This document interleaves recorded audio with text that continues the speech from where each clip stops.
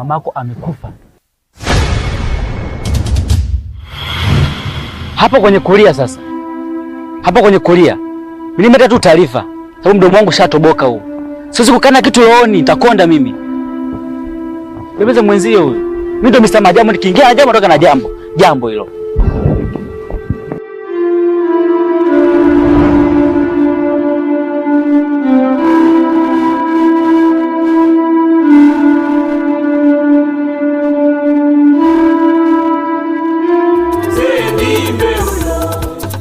Familia ya Ndimbe.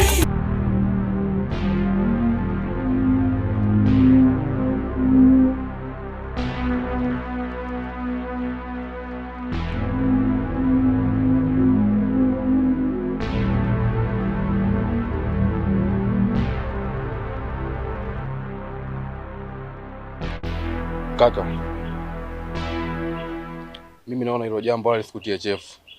Nimewaza jambo.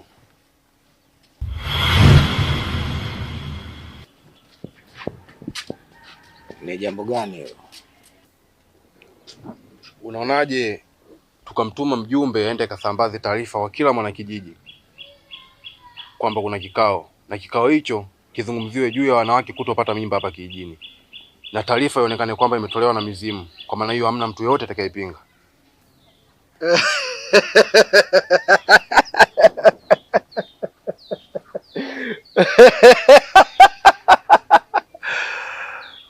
Safi sana.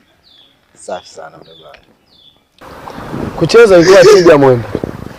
Ila issue nisingeweza kupinga sheria ya kijiji chetu. Ilikuwa ni lazima nionekane pale.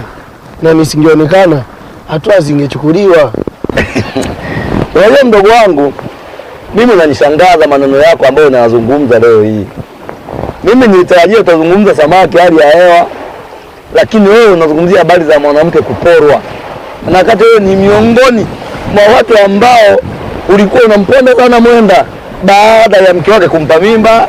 Ulikuwa unasema atamlisha bibi ingawa samaki zimekuwa adimu.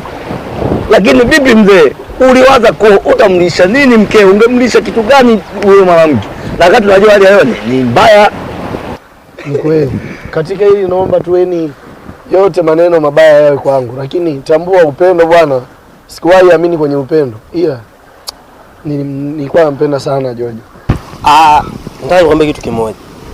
Yaani wewe jemedari, kitu ambacho umekisahau. Ulizarau ukunga kati uzazi upo. Umenifurahisha sana leo. Umenishauri vizuri sana mdogo wangu. Pako. Nataka hizi taarifa uzifikishe wewe. Nyumba hadi nyumba. Kaya hadi kaya. Hakikisha kila mwana kijiji amepata taarifa hizi. Sawa kaka. Nadhani unamjua Mr. Majambo hapa kijijini. Endapo nikampelekea taarifa hizi, atazisambaza kwa kila mwana kijiji. Na kila mtu lazima zitamfikia. Mr. Majambo. Mr. Majambo. Ninachohitaji ni taarifa zifike kijiji kizima. Tafute huyo Mr. Majambo.